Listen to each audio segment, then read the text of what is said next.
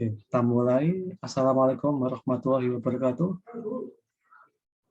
Waalaikumsalam warahmatullahi wabarakatuh. Selamat siang, salam sejahtera bagi kita semua. Oke, semoga semuanya dalam keadaan sehat dan juga diberikan kesemangatan untuk mengikuti kuliah. Tidak terasa sudah pertemuan keempat. Kemarin kalian sudah coba untuk mengerjakan tugas dan hasilnya cukup bagus ya. Hasilnya bagus-bagus semua.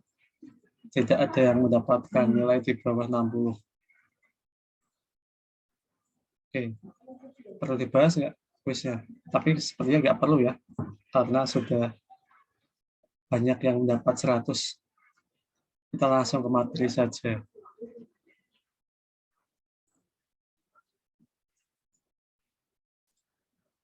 Sudah kelihatan belum?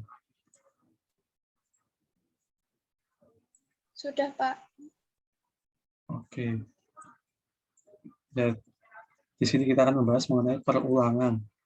Jadi perulangan ini memudahkan kita untuk mencetak output ya. Kalau misalkan tidak ada perulangan, berarti kita harus nulis printf banyak sekali. Kita harus menulis print. Misalkan kita ingin mencetak tulisan Avandi sebanyak 10 kali, maka kita harus menulis print sampai 10 kali kalau tidak ada perulangan. Nah, tetapi di setiap bahasa pemrograman saya yakin pasti ada perulangan. Oke, jadi di bahasa pemrograman Python itu ada dua jenis perulangan, yaitu for dan while. Di bahasa pemrograman selain Python juga dia punya dua jenis perulangan, yaitu for dan while juga.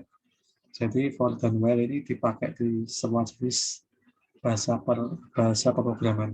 Jadi semua bahasa pemrograman jenis perulangannya adalah for dan while. Perulangan for itu disebut counted loop atau perulangan yang terhitung. Sementara while itu disebut uncounted loop atau perulangan yang tidak dapat dihitung. Ya, kenapa for disebut dengan counted loop dan while disebut uncounted loop? Karena perulangan for biasanya digunakan untuk mengulangi kode yang sudah diketahui berapa banyak pengulangannya. Jadi kalau kita menggunakan perulangan for, itu kita sudah tahu mau mengulang sebanyak berapa kali. Misalkan saya mau mengulang sebanyak 5 kali. Nah, dengan menggunakan perulangan for, ya itu kodenya bisa ditulis diulang sebanyak 5 kali. Sedangkan while itu perulangan yang memiliki syarat dan tidak tentu berapa banyak perulangannya. Nah, pokoknya kalau di while ini kita tidak secara spesifik menentukan berapa jumlah perulangannya. Yang penting kalau kondisinya itu memenuhi syarat untuk diulang, ya berarti nanti akan diulang oleh while. Itu. Untuk lebih jelasnya mungkin kita langsung masuk ke kodenya. Yang pertama kita akan membahas mengenai perulangan for. Ini bentuk umum dari perulangan for itu seperti ini. Jadi for ini index in ring, kurung buka, kurung tutup. Ini range-nya ini itu berisi parameter banyaknya perulangan. Misalkan kita mau mengulang 5, ya kita tulis di sini 5 tuh. Terus karena di bahasa pemrograman Python itu tidak ada kurung kurawal, tidak ada kurung kurawal buka dan kurung kurawal tutup yang menandai body atau tubuh dari perulangan, maka kita buat menjorok seperti itu. Menjorok sebanyak 4 spasi. Ini juga menjorok. Nah, terus ini kalau mau keluar dari perulangan for, ini kode berikutnya itu harus sejajar dengan for. Nah, ini kode yang ini, yang paling bawah ini sudah tidak masuk dalam perulangan for. Jadi kode ini tidak akan diulang. Yang akan dijalankan di dalam perulangan for adalah kode yang menjorok ini. Jadi perintahnya ya. Jadi ini indeks ini itu bisa kita ubah parameter, bisa kita ubah variabelnya. Boleh ditulis indeks, boleh ditulis i, boleh ditulis b, c, boleh. Yang penting ini rank-nya jangan diganti. Nah, kita lihat contohnya. Ya, di sini misalkan kita punya variabel ulang, di dalamnya terdapat nilai 10. Kira-kira variabel ulang ini tipe datanya apa? Tipe datanya adalah integer ya, karena di sini kan angka 10. Ini integer. Di Python kita tidak perlu tulis integer, ini sudah tahu kalau variabel ulang ini tipe datanya integer. Nah, kemudian kita buat perulangan for i in range ulang. Jadi di sini indeksnya ini bebas, mau tulis i, tulis a, tulis c, tulis d, bebas. Terus ini diulang sebanyak 10 kali. Ini kan nilainya 10, berarti diulang sebanyak 10 kali, terus kita cetak. Nah, untuk pencetak nilai 1 sampai 10 kita gunakan kurung kurawal seperti ini, terus kita tambahkan F seperti ini ya. Jadi ini F ini untuk menggabung nilai string, menggabung nilai integer ke dalam string. Jadi tambahkan F seperti ini, nanti akan dapat menggabung nilai integer ke dalam string. Oke, untuk lebih jelasnya mungkin akan saya contohkan seperti biasa menggunakan penakon diaprom. Python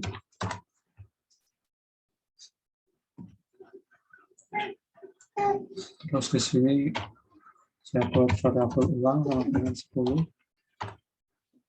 Ini for i in range ulang. Kedua, enter, spasi 4 kali. Cetak. Kalau di Jupyter Notebook nggak perlu pakai spasi 4 kali karena secara otomatis sudah di spasinya sudah muncul, sudah diatur. Perulangan ke ini kurung kurawal i, kurung kurawal tutup, petik, kurung tutup, enter, enter lagi. Ya, nanti akan diulang. Tapi ini diulang dari indeks ke 0 ya. Tapi ini jumlahnya 10 kali. Kalau hitung 10. Ini 9 karena kita mulai dari indeks ke 0. Seperti itu. Ini contoh perulangan for, jadi kita sudah mengetahui berapa banyak yang akan diulang.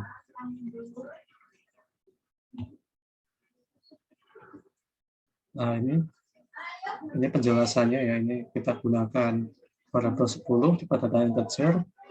Variabel i ini berfungsi untuk menampung indeks, dan fungsi range berfungsi untuk membuat list dengan range 0 sampai 9 harusnya. Fungsi str berfungsi mengubah tipe integer ke stringnya, ini fungsi str. Ini mengubah integer ke string. Ini perlu ditambah ini ya, f depannya supaya dia bisa berubah dari integer ke string. Itu penggunaan perulangan for seperti itu.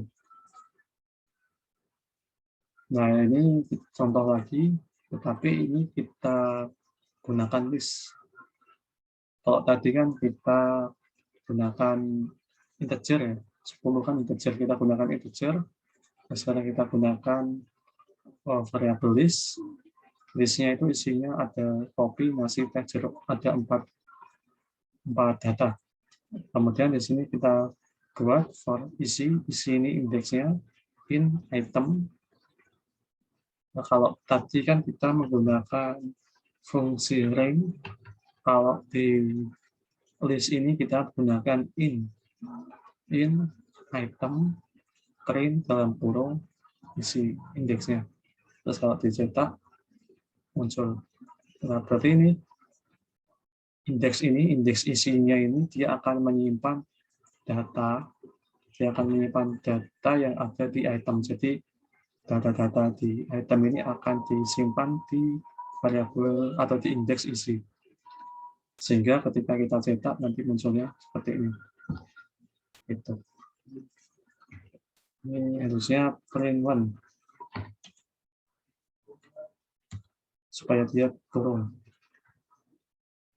Terus tadi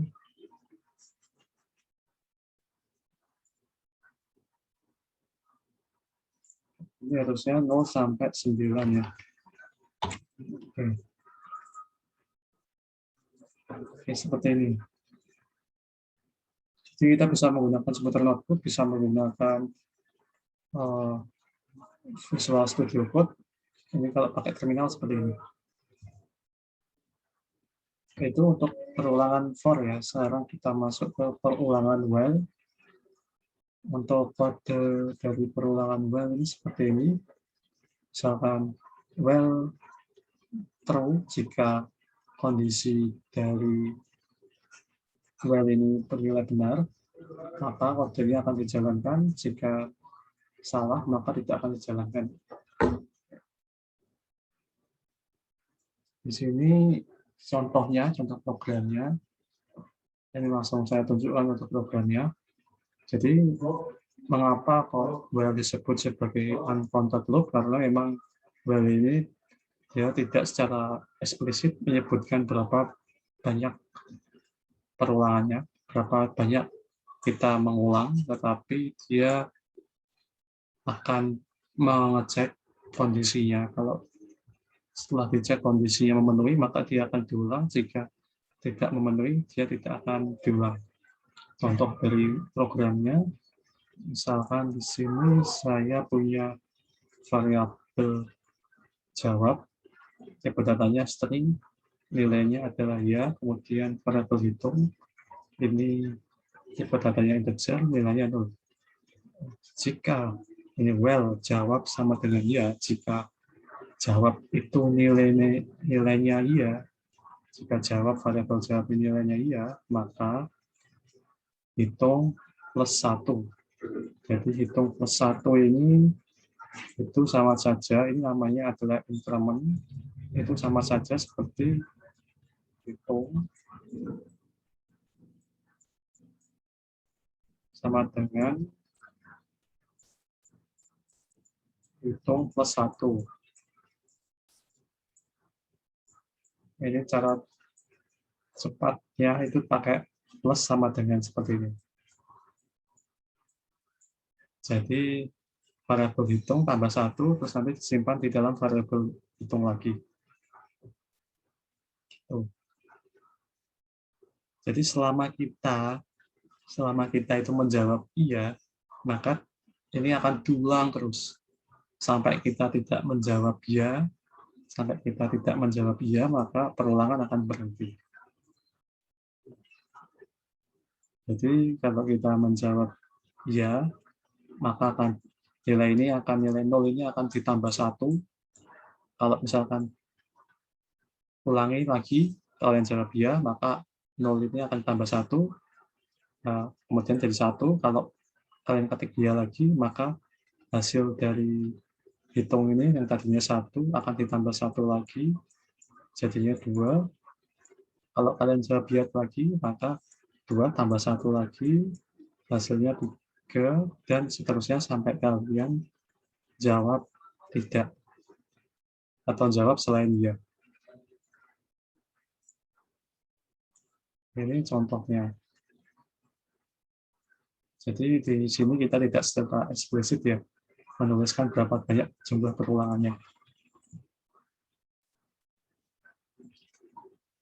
Nah, kalau tadi kan kalau program yang ini itu apapun kita nulis ya, terus kemudian kalau misalkan ingin menghentikan perulangan, kita tulis apapun, misalkan saya nulis nulis I, nulis A itu pasti akan berhenti. Dan misalkan seperti ini. Ya, pokoknya langsung saya coba di sini aja. Nah, di sini ini contoh yang sama seperti ini, contohnya sama. Bedanya di sini ada jam statement. Ini namanya jam JUMP, jam statement break.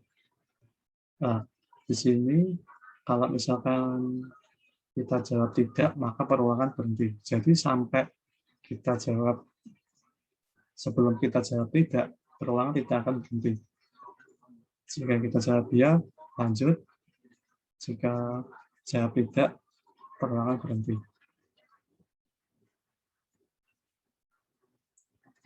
Nah, ini ada penjelasannya. Jadi misalkan di sini kita punya dua variabel, yaitu ya dan tidak.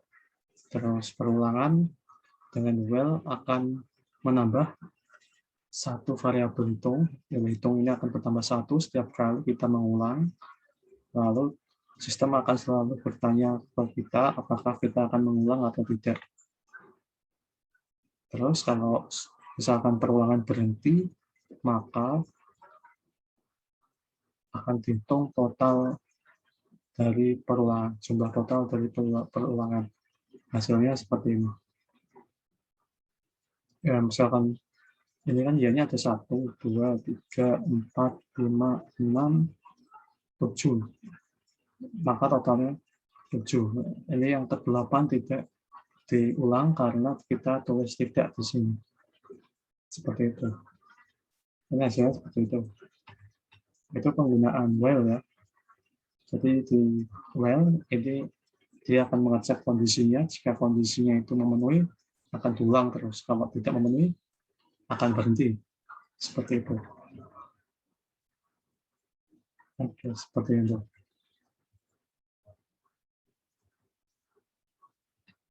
Oke, terima kasih atas perhatiannya. Nah, dari kita sudah selesai. Kayaknya pulang kasih. Kalau pulang kasih, kalian ridho nggak? Ya, kalian nggak pulang kasih ya, karena kalian di rumah. Oke. Nah, ini supaya kalian lebih paham, ini ada sedikit latihan. Ini coding exercise 2, looping exercise. Oke, di sini itu ada soal seperti ini, misalkan ada variabel colors. Ada variabel colors, di dalamnya ini ada sebuah list, datanya ada 1, 2, 3, 4, 5, 6, 7, ada 7 data, datanya seperti ini. Nah, kalian gunakan perulangan supaya datanya tampil. Jadi, kalian gunakan looping supaya nanti datanya seperti ini, 11, 34, 98, 43, 45. Seperti itu. Ini kurang 54 ya. Tambah ini.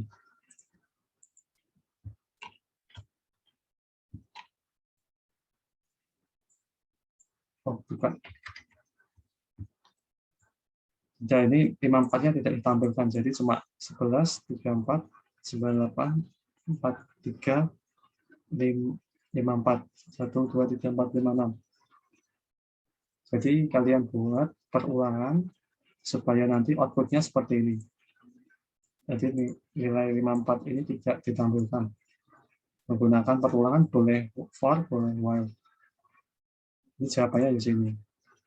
Yang kedua adalah kalian buat perulangan supaya nanti muncul output seperti ini.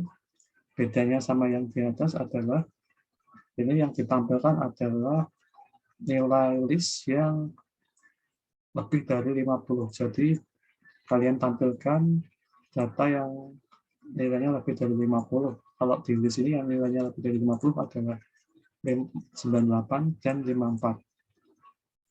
Terus yang ketiga, kalian buat perulangan. Nah, ini datanya agak sedikit beda. Di sini ada float ya, ada float. Nah, di sini kalian tampilkan data yang integer saja. Jadi kalian tampilkan data yang bernilai integer saja. Jadi data yang bernilai integer ada 11, ada 43, ada 54, ada 54. Gitu. Terus yang keempat,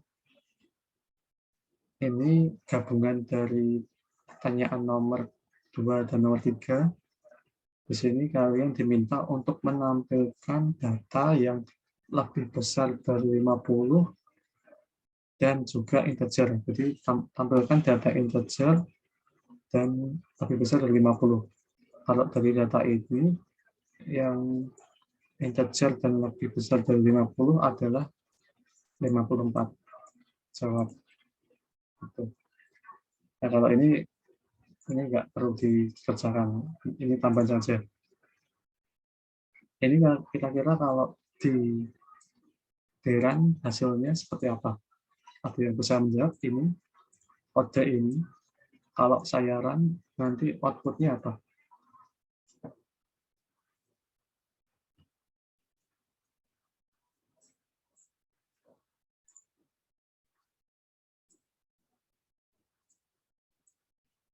Ya, kode yang ini, yang bawah ini, menggunakan well, A-nya 10, A lebih besar daripada 0, maka X sama dengan A plus 1, cetak nilai X. Kira-kira outputnya apa? Hasil outputnya. Ada yang tahu?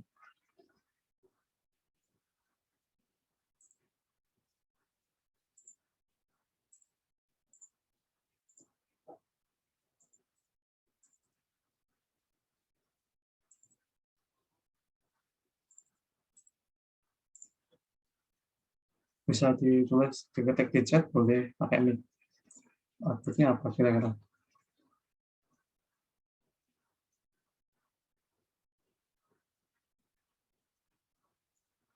Ada yang tahu? Nggak ada yang tahu? Kira-kira nilai A-nya 10, A lebih besar daripada 0, memenuhi nggak ya?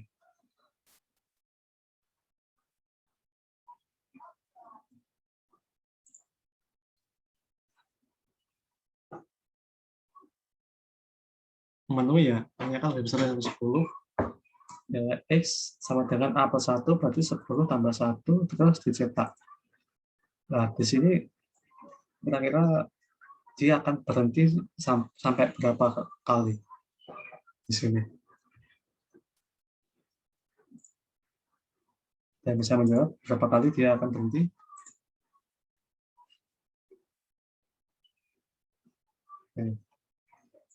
Ya, di sini dia tidak akan berhenti. Kenapa dia tidak akan berhenti? Karena nilai A ini akan memenuhi terus. Nah, ini adalah kode yang salah. Ini namanya adalah unlimited loop. Jadi kalau di run, dia akan versi 11 terus. Ini akan dijalankan terus. Nggak selesai-selesai ini. Nggak bakal selesai sampai kiamat, nggak bakal selesai.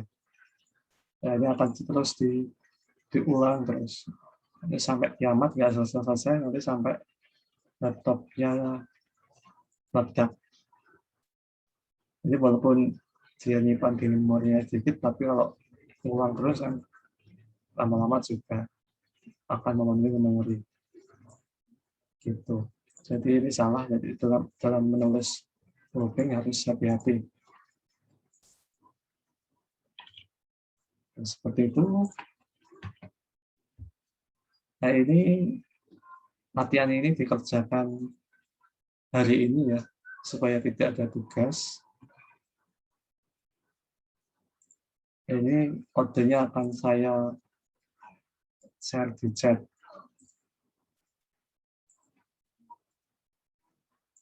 Jadi kodenya akan saya share di chat, dikerjakan hari ini.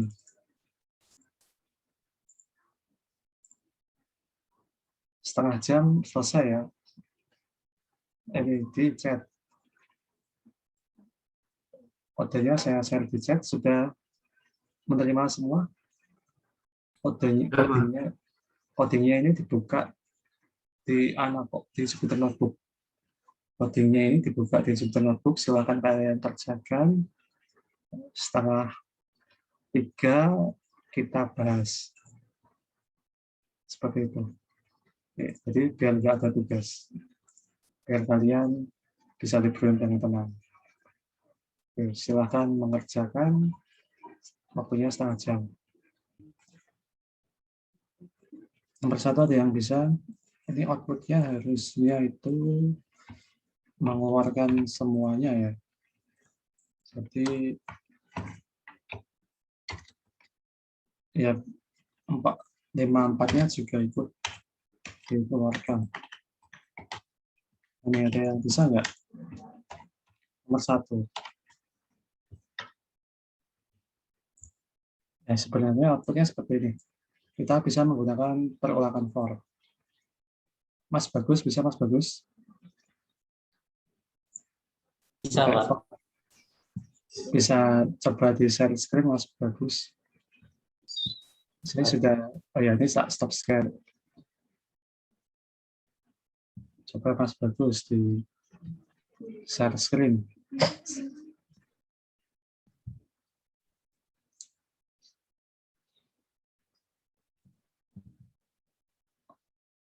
Oke, ini nomor 1 ya? Iya. Ya betul ya, seperti itu.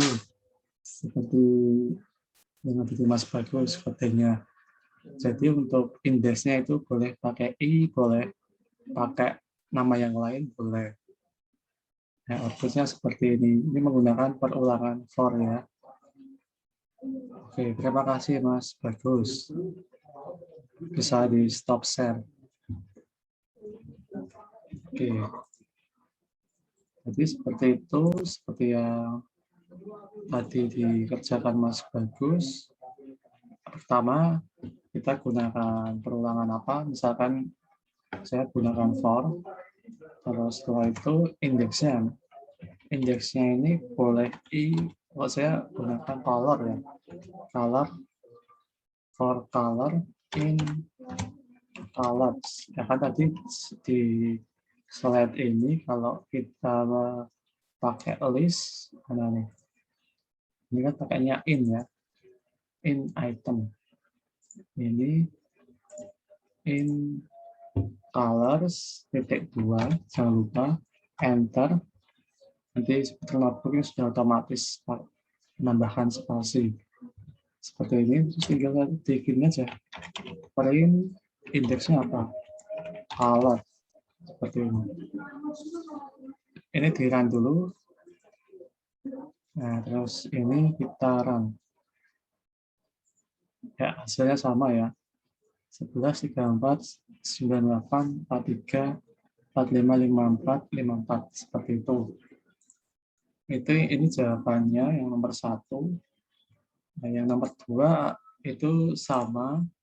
Bedanya di sini kita hanya menampilkan data yang lebih besar dari 50. Jadi outputnya nanti 98, 54, 54.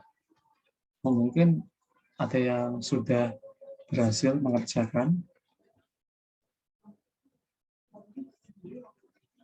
Belum ada yang berhasil. Baik, kita coba kerjakan bersama-sama. Sama seperti tadi, kita gunakan for. Terus misalkan indeksnya color, in color, -2, enter. Kemudian di sini kita tambahkan control flow. Misalkan di sini if color lebih besar dari 50, -2, enter, print color. Seperti ini. Jadi kita kan kemarin sudah belajar mengenai control flow ya. Ada if, terus ada else, if else, sama ada switch case. Nah di sini penggunaan if itu untuk memberikan kondisi jika nilai listnya itu lebih besar dari 50, maka dia yang akan dicetak. Ini kalau kita run, ini kalau kita run lagi, ya hasilnya adalah sama. Seperti itu. 50 lebih besar dari 50 seperti ini. 98, 58, 98, 54, 54. Seperti itu. Oke, yang ketiga, kita akan menampilkan data yang integer. Mungkin sebelumnya ada yang sudah berhasil mengerjakan. Untuk menampilkan data yang integer,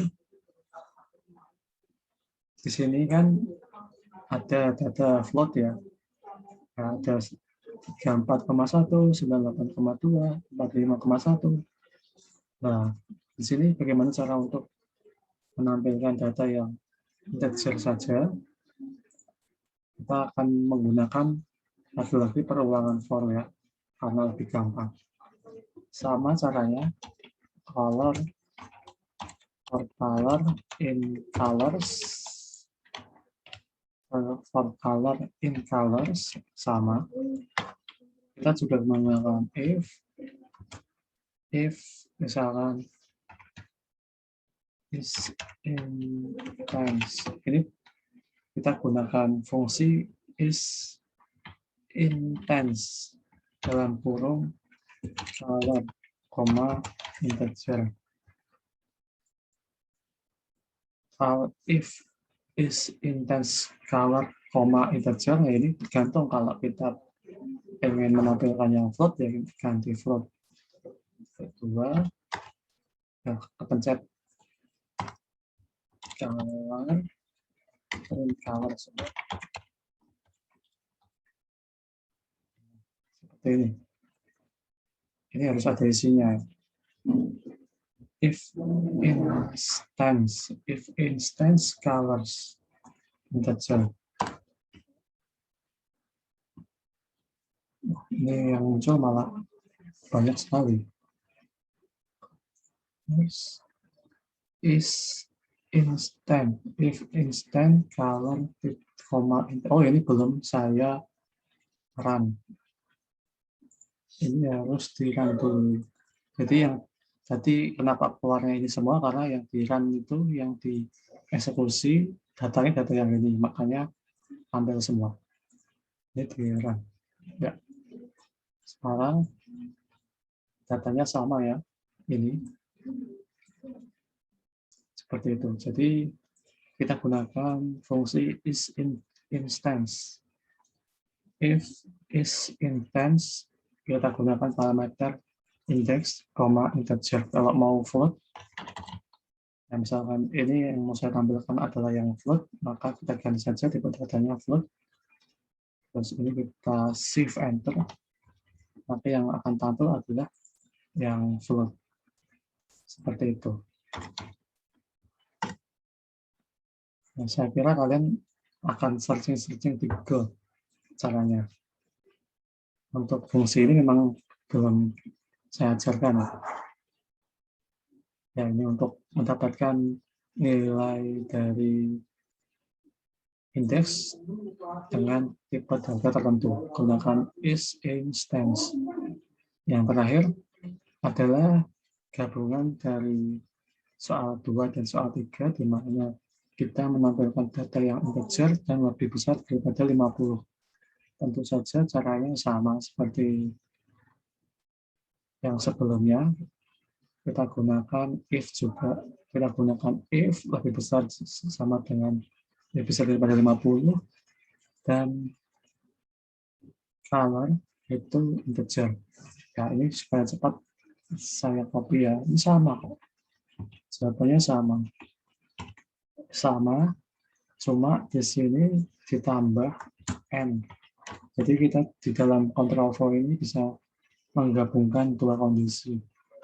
N color itu lebih besar dari 50.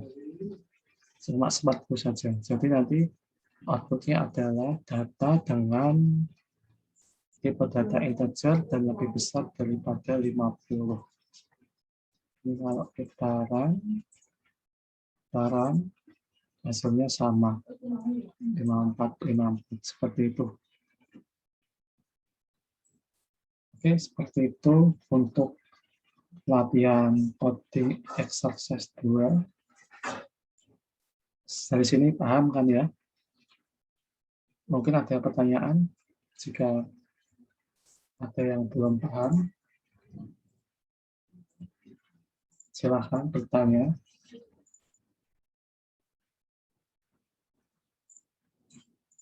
Kemudian untuk absennya, ini saya share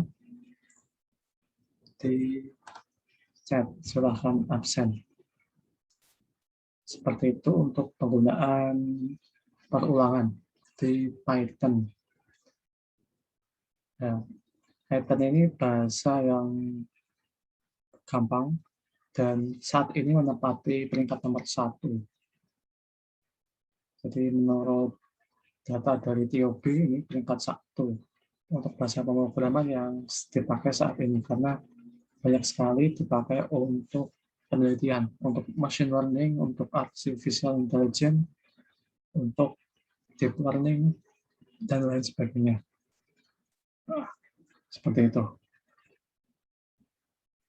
Oke, kalau tidak ada yang ditanyakan, mungkin saya cukupkan pertemuan kita pada siang hari ini. Mbak Vanessa, sudah paham Mbak Vanessa? Ya, Pak. Oke. Mas Adi, paham? Pak.